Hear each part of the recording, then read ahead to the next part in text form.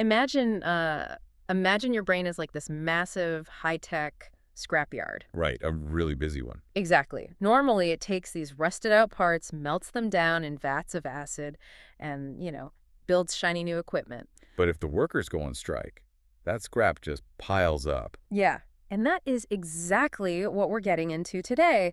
Welcome to our deep dive into a brand new 2026 review paper from Cellular and Molecular Neurobiology. And it's a fascinating paper because it isolates the exact biological mechanics of how intermittent fasting might actually protect our brains from age-related decline. Right, essentially getting the scrapyard running again by just starving it in action. But we also need to look at where the lab science stops and, the real-world hype begins. Oh, absolutely. I mean, if you follow longevity science at all, you've probably heard of senescent cells. The zombie cells, right? Yeah, the zombie cells. They stop doing their actual jobs, but they just refuse to die, secreting these inflammatory toxins instead. But this paper really hones in on the mechanism that lets them take over in the first place, which is the breakdown of autophagy. Right. Autophagy is that cellular scrapyard you mentioned. It's a lysosome-mediated process.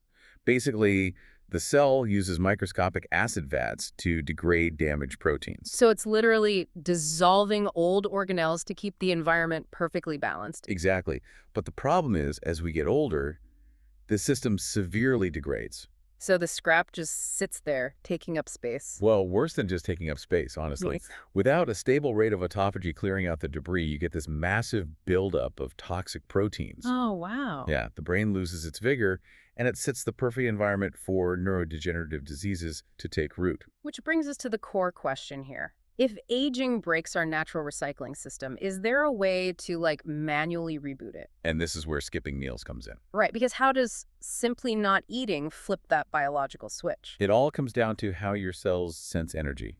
Think of a molecule called ATP as your cell's fully charged battery. Okay, got it. When you fast, that battery charge drops, and a different molecule, ADP, which is essentially the empty battery signal, goes up. So the cell realizes power is running critically low. What does it do then? It panics. Yeah. But, in a highly productive way. That empty battery signal triggers specific metabolic pathways. Like AMPK, right? Yes, particularly AMPK, alongside sirtuin-1. You can think of AMPK as a low-power alarm. Okay. When it goes off, it forces the cell to build autophagosomes, which are the actual physical recycling units that scoop up the cellular junk. But here's the really crucial part of the paper.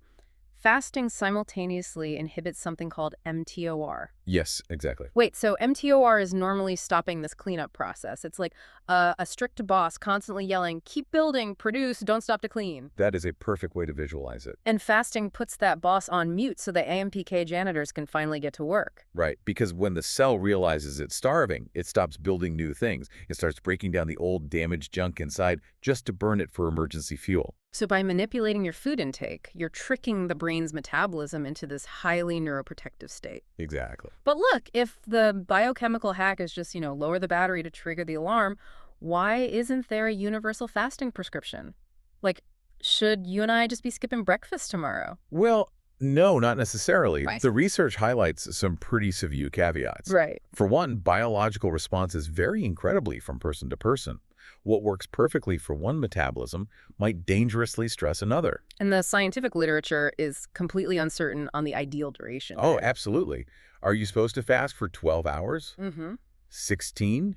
24? We just don't have that data yet. So if you randomly decide to fast for 18 hours tomorrow, are you actually clearing out zombie cells, or are you just making yourself cranky and hungry for no reason? You might actually be doing more harm than good, depending on your baseline health. The paper points out that the potential for new metabolic diseases associated with the IF isn't fully understood yet. Right, so the biological pathways activating the AMPK alarm and suppressing the mTOR boss, those are proven in a lab setting. Yes, definitively. But we do not have a safe, one-size-fits-all user manual for humans. Exactly. We just aren't there yet. So to wrap this up for you listening, intermittent fasting does have scientifically proven mechanisms to kickstart your brain's cellular cleanup. It drops your energy, trips the alarm, and mutes the boss. Right. But finding the right balance for your unique biology is still very much a scientific work in progress. It is. But, the evolutionary logic here leaves us with a really vital question. Human biology clearly evolved to trigger this crucial brain maintenance only when food is scarce. Which really makes you wonder about the way we live now. Like, have we inadvertently engineered a modern world of 247 food access that is actively accelerating the aging of our own minds? Yeah, by constantly eating, we might just be locking the scrapyard workers out entirely. Definitely something to ponder the next time you reach for a midnight snack.